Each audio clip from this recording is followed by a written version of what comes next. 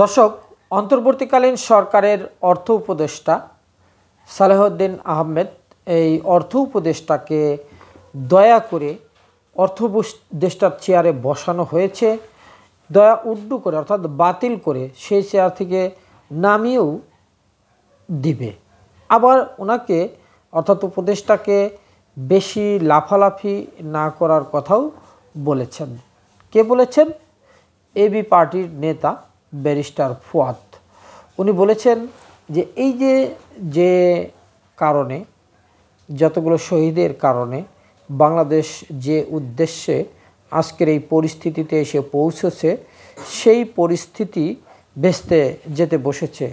কারণ এই যে বর্তমান যারা উপদেষ্টা রয়েছে তাদের ভিতরে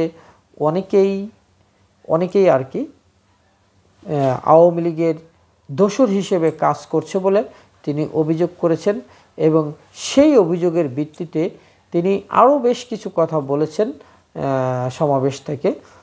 এবং সেই অভিযোগের ভিত্তিতে তিনি এই কথা বলেছেন যে দয়া করেছি, চেয়ারে বসিয়েছি, আবার দয়া উড্ডু করে চেয়ার থেকে নামিয়েও দিতে পারি, বেশি লাফালাফি করবেন না।